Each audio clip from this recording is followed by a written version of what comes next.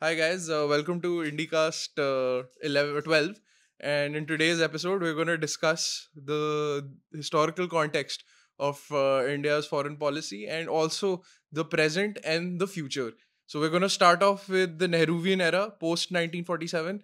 We'll give you an understanding as to why and what was our foreign policy's direction after independence.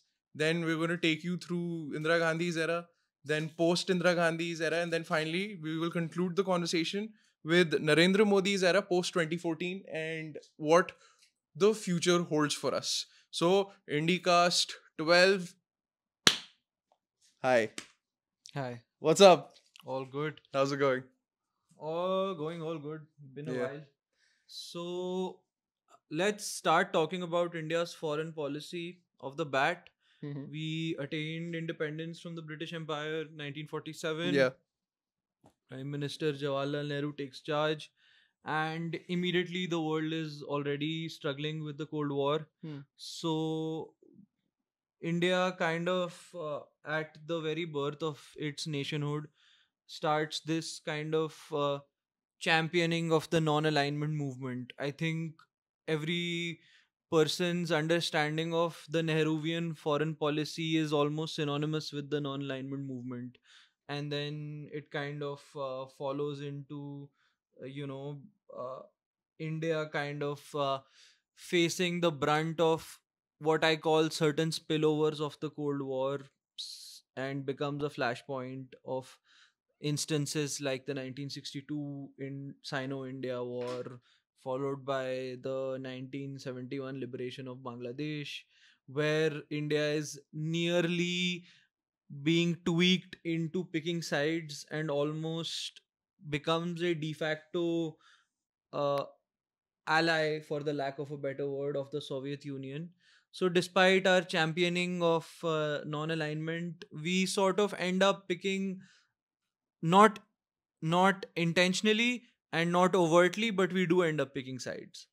Mhm. So, do you have anything to say about the Nehruvian foreign policy and non-alignment movement in those days? Even before the independence, once the British were able to bestow their colonial education on the Indian elite, a lot of people started viewing the rule of the British Raj as direct consequences of the capitalist agenda of various Western colonial forces, due to which a significant population of the Indian independence movement, fathers of the Indian independence movement, became extremely wary of capitalism in general, because what had befallen because of capitalism on India, which led to a bit of a cautionary approach towards the West in general. Now, to give you more context with respect to why Nehru was a little skeptical about taking sides in the eventual polarization of the world after the Second World War, was that Nehru wanted to ensure that India could first establish itself uh, in the front of providing for its citizens the basic needs, because India wasn't even able to procure enough food grains in order to feed its citizens. So the first step towards that was to ensure a foreign policy where India wasn't pissing off, for the lack of a better word, any of the major powers, which would eventually lead to its isolation. And around that time, India was also exporting significant amounts of grains from the United States of America. So that was the policy direction which it led to eventually. And also the fact that the non-alignment movement contained certain communist powers like Yugoslavia. So automatically the allegiance towards Soviet Union was inevitable. And in 1962, when the Chinese invaded the India for the Indian state of Jammu and Kashmir, the northeast part of it, which is now known as Aksai Chin, around that time, Nehru went to the UN trying to declare China as the aggressor. 40 countries came out, and only three non-aligned movement countries declared China as an aggressor. So Nehru's policy of pacifism and in general Non-alignment in non-alignment general. wasn't as fruitful as it as it was portrayed to be. And Yeah. because there was a lack of support from the non-alignment movement countries as well. That's when the Indian foreign policy started taking a tilt towards the Soviet bloc Yeah. eventually. I think also in using foreign policy to meet India's domestic needs, Yeah. there was a time India used to procure a lot of grains from the United Yeah. States. And I think many international organizations had funded certain infrastructure projects in India in the pre Green Revolution period. I think there were some small infrastructure projects which were made from grants by the World Bank, for example. So the diplomacy of the initial years of in independent India had some dividends that it paid to India's domestic population, and credit goes to uh, the executive of that time for being able to ensure these things with such scarcity and scarce resources. I think to add to what you said, after India's non-alignment strategies stopped being so fruitful, India kind of got almost pushed towards the Soviet side, almost like a de facto allegiance to the Soviets was declared by Jawaharlal Nehru's daughter Indira Gandhi when she was prime minister. In between, you had an intervening period where Lal Bahadur Shastri was the prime minister, but you had only that was a 2-year tenure, I believe. Yes. Not many significant policy milestones were achieved in that period, except for the 65 war, maybe. Yes. And so Indira Gandhi came in. She continued non-alignment with a Soviet touch. It sounds a little contradictory, but we were not blatantly Soviet even in those times. However, she did maintain very very friendly relations with the Soviet Soviet Union. Union. In Uh, fact, if you look at most of the architectural innovations that took place in urban Delhi, yeah. specifically from the 60s and the 70s, they're all done by East German architects or Soviet architects, emphasizing a lot on postmodernism and minimalistic architectural innovations. And it basically made certain parts of Delhi look like Moscow. Yeah, I mean, if you From go to parts near Lodi Road or Yeah. even like the parts of Lutyens Delhi's post, wouldn't be correct to call it Lutyens Delhi, but maybe like post independence, that part of Delhi, you started having areas like the India International Center developed, which looks like an East German building. It looks Yes. like a Soviet building. So Yeah. you have these architects, their cultural influence seeping in. So it's a very interesting Of course. intersection between architecture and ideology. So, with respect to our foreign policy, there is one basic understanding that we need to have is that for the longest time we had two very very powerful adversaries in and around India. One was China, and the other one was Pakistan. Pakistan's historical context, all of us know by now, so I'm not going to repeat it. China's historical context, on the other hand, is a bit interesting. And for that reason, again, we have to go back to the British. The British, of course, the British. I mean, it's quite tiring sometimes because so many of modern day Indian problems are always and always associated to the mismanagement that took place due to the selfish actions of the white British man. It cannot be, said in less words, and they need to get all types of criticism on their way. So, because the British goods were trying to make inroads in India, so that the British businesses, specifically under the East India Company, later on the British Crown, could get some dividends. Uh, they basically made India a captive market where all of these goods were being sold and the profits were essentially going back to the British businesses. Now they tried to repeat this pattern in China as well, and it did not work out. And the reason for that was that there wasn't much demand for the British goods, and the British weren't able to captivate on the Chinese market the same way that they could over Indian market because they had a better political stronghold in India. But the only product that worked wonders, which was controlled by the British and eventually came from India, was opium. And because of the business of opium and the negative impact that opium had in the late 19th century and early 20th century of on the Chinese society, that eventually led to, and it was in essentiality the the midpoint of the century of humiliation for China. And for that very period, most of the opium to China was coming in from India. That's how the Chinese have always viewed India as like the key collaborator in that century of humiliation. And because of that, even though we were being dominated by colonial masters ourselves, even after the British went, that level of animosity and that cultural wariness against India sustained itself. I think, in summary, India inherited its adversarial relations with China from the British Empire. Yes. And the dislike towards Indians from the Chinese has been largely maintained because of Yes. those reasons. Absolutely. And that manifests itself in border disputes in Arunachal Pradesh, or Ladakh, the disputes along the LAC LSE, and the those Doklam areas. crisis in and around Yeah. Bhutan. Then, of course, the most recent bust up that happened in 2020 in what was that place?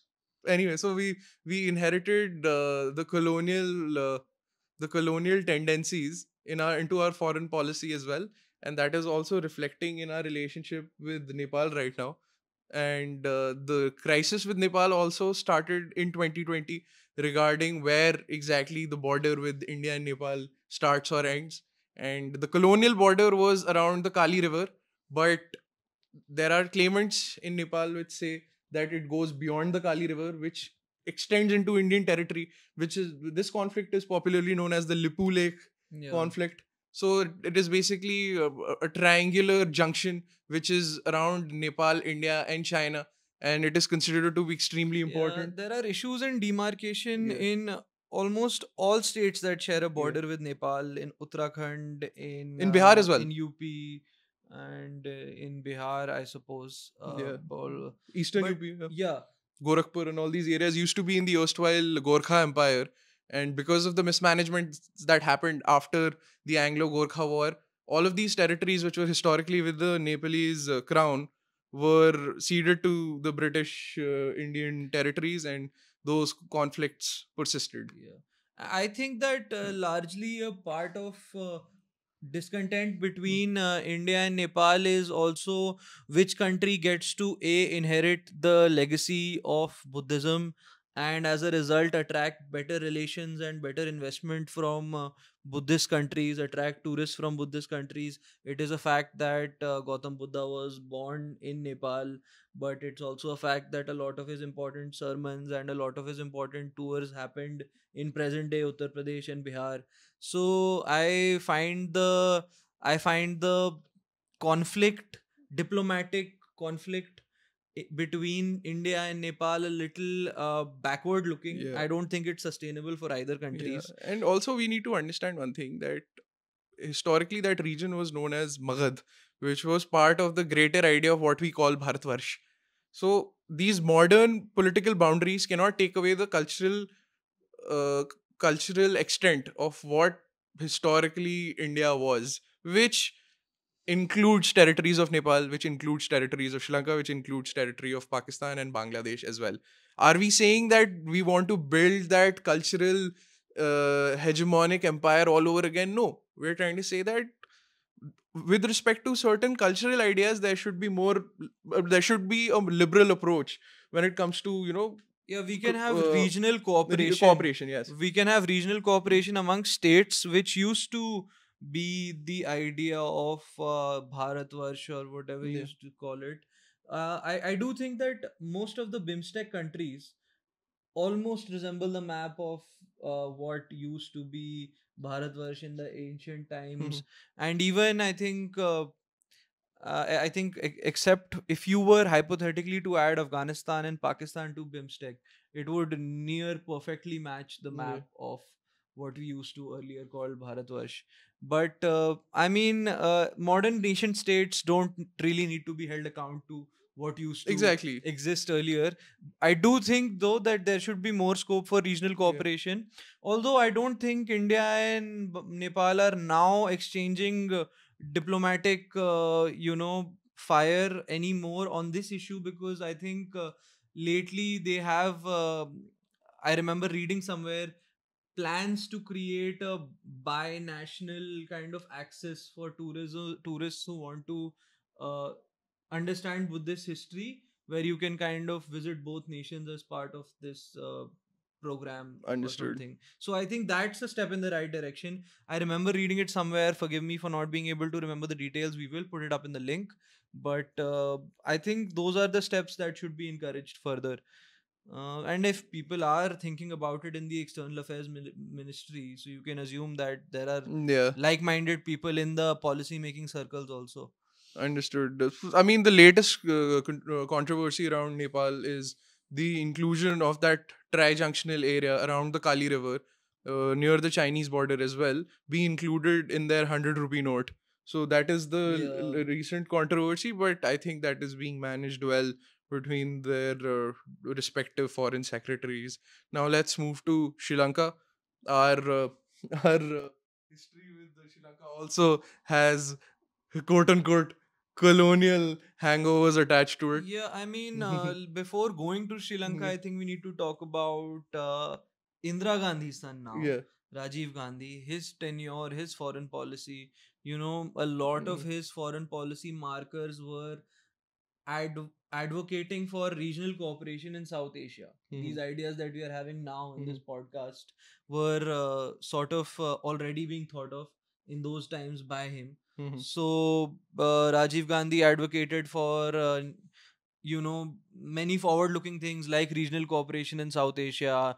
He even advocated for nuclear disarmament, and for a while he himself held the external affairs portfolio, and later I think B.R. Bhagat, Narsimha Rao, these people were later appointed external affairs ministers. But the main highlighted factor in his tenure as the prime minister is mainly the Sri Lankan Civil War. India had deep involvement in the Sri Lankan Civil War through our intelligence agencies, later through the Indian peacekeeping force, which is largely considered a foreign policy disaster in most policy making circles. So, Jay, let's talk about that.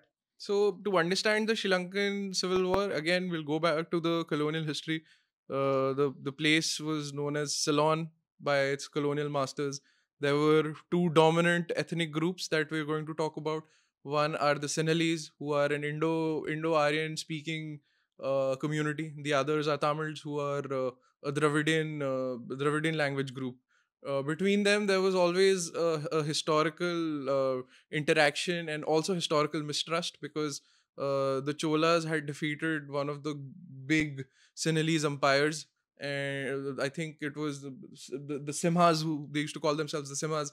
And after their defeat, the Cholas dominated the entire island, and which led to a lot of cultural repression of the Sinhalese Buddhists. But later on, they were able to gain some traction and establish themselves again. But lo and behold, the colonial power showed up. After the colonial power started losing ground, they had to initiate the divide and rule policy, and they instilled this inside the Sinhalese that they are Indo-Aryans, and they're ethnically superior and their language is superior than the Tamils. And the Tamils, of course, through their extremists, were told that their language is the best, and they need to have their stronghold. But because the Sinhalese had a domination of the island, and were in control of most of the resources after the Ceylon independence in 1948, they were able to dominate over the Tamils. They discriminated against the Tamils, and they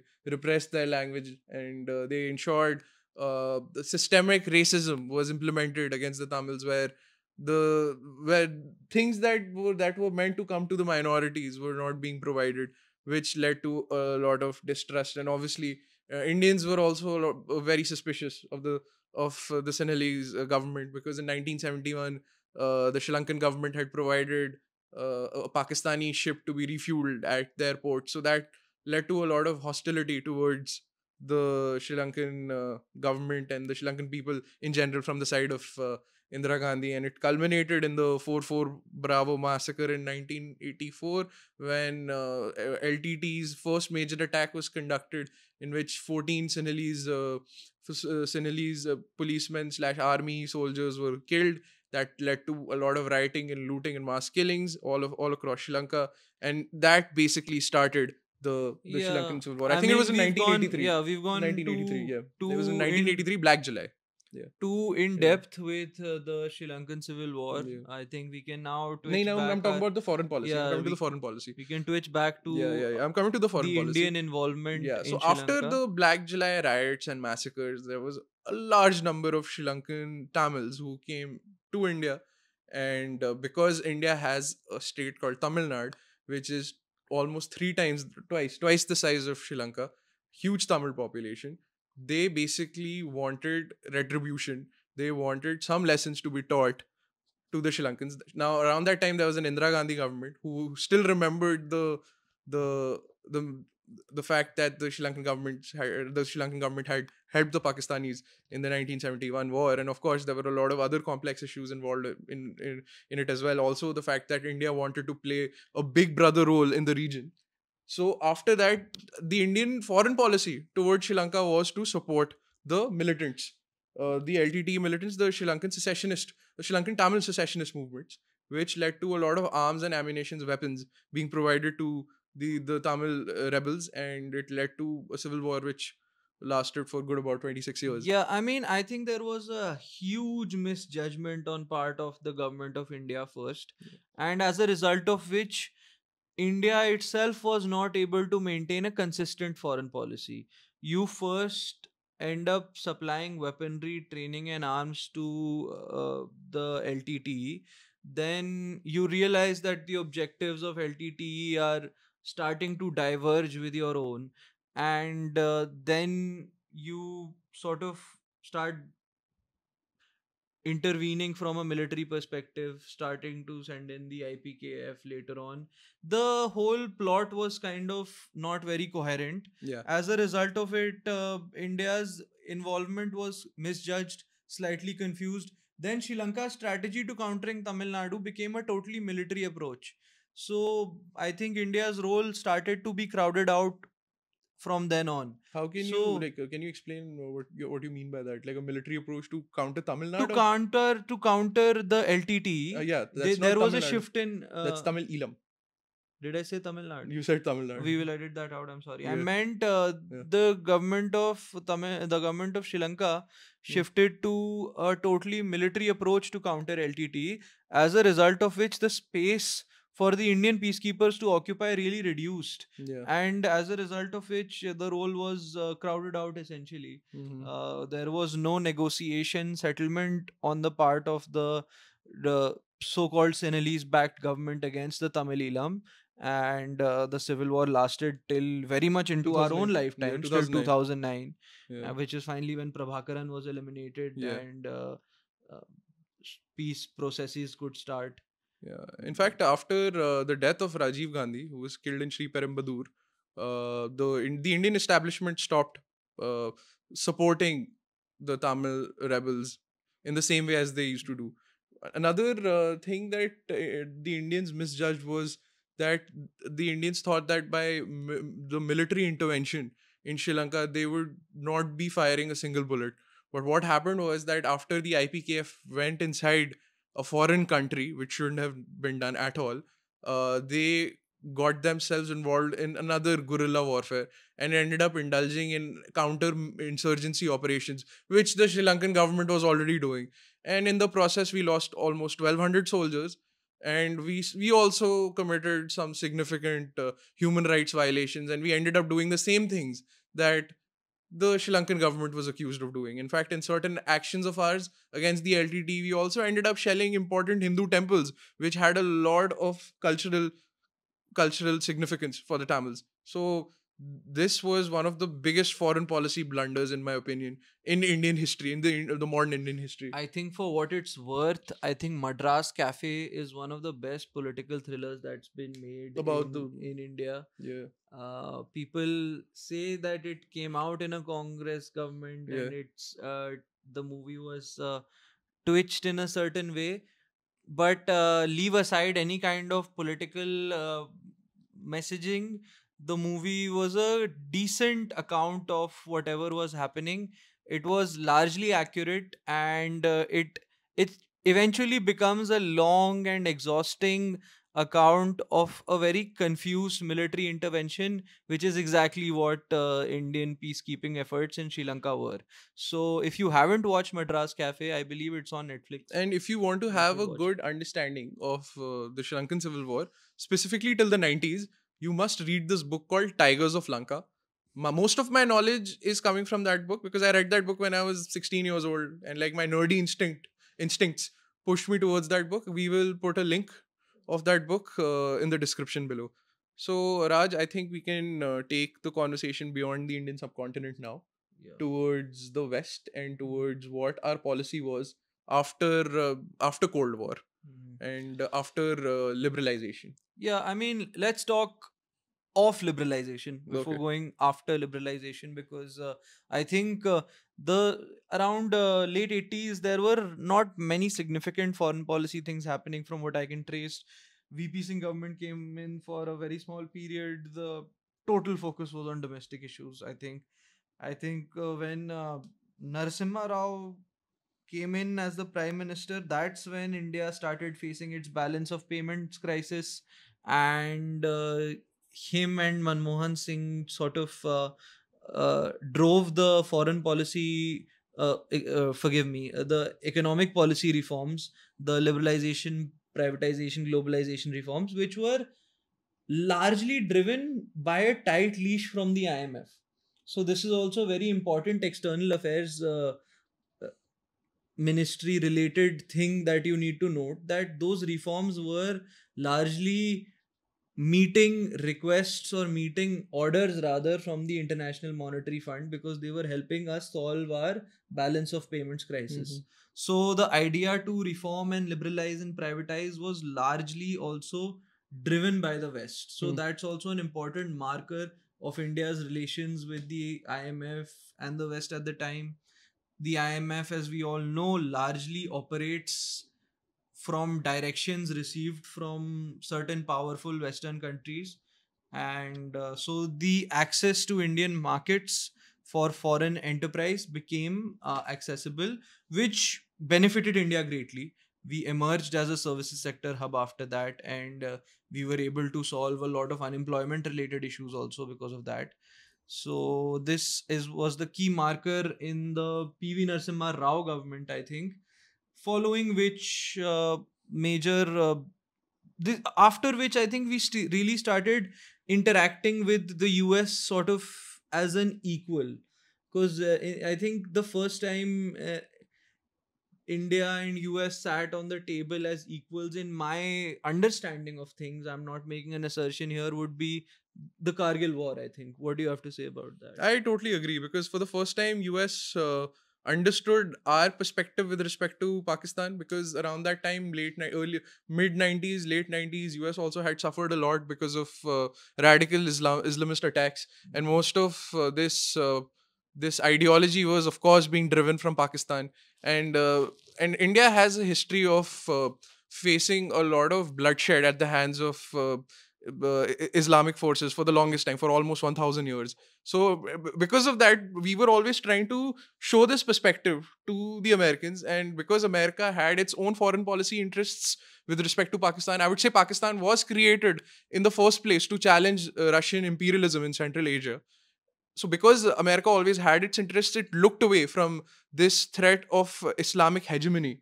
And once it started happening to the Americans, they started sitting with us on the same table and understanding our perspective of over 1,000 years, that, you know what, maybe Indians have a point. Yeah. And finally, in 1999, they were like, you know what, we need to ensure that the Pakistani troops come down from the Kargil heights and they come to the ceasefire table and go back to the pre-war Yeah, arrangements. I think also in the Yeah. late 90s you have the Pokhran tests. So Yeah. India has established itself as a nuclear power. Yes. The nuclear And understanding later on, I think that yeah, was in the that was in 2000s. 2004. Yeah, Yeah. 2004. Yes. But prior to Yeah. that, also, when we've Yeah. had our own nuclear tests, you have the right to assert yourself as one of the big boys in the region, which Absolutely. you were able to. I think having capabilities to deploy nuclear weapons as much as in an idealistic world, I would have been supportive of nuclear disarmament, but we don't live in an idealistic world. We don't. So having that kind of deterrence becomes a very important tool of foreign policy. Yes, I think largely nuclear weapons also serve as foreign policy tools, of course. and that was a major diplomatic success for India. Post which, I believe that even US presidents started frequenting India more. In our public consciousness, you would see more images of, maybe Manmohan Singh and Obama walking the halls George of Bush the coming in, yeah. White House together. Narendra Modi hugging Obama. That brings us to our present incumbent prime minister and his foreign policy. Fine, so we will divide this episode in two parts, and we will cover the foreign policy of Narendra Modi's government from 2014 till now in the next episode of Yeah, because there IndyCast has been 12. more coverage. There has been more coverage, and like we have as of seen- today, as of today, Vladimir Putin has just accused the United States of interfering in Indian general elections. So we will cover those aspects as well, Yeah. and like recent tensions with Canada and all of that Yeah. will be covered. We have seen sort of 2 full tenures now. Yeah, We two are good tenures. sitting in May 2024. Yeah. Exactly 10 years Yeah. after the incumbent prime minister took charge. And we have 2 external affairs minister, late Sushma Swaraj ji, now Mr. Jaishankar, and their Dr. Jaishankar, Yeah. forgive me, and their tenures, which we can analyze in great detail, great depth. There has been more media coverage also, which we can read up and analyze and publish that in our next episode. So keep following us. Yes. Thank you so much, and subscribe, like, share.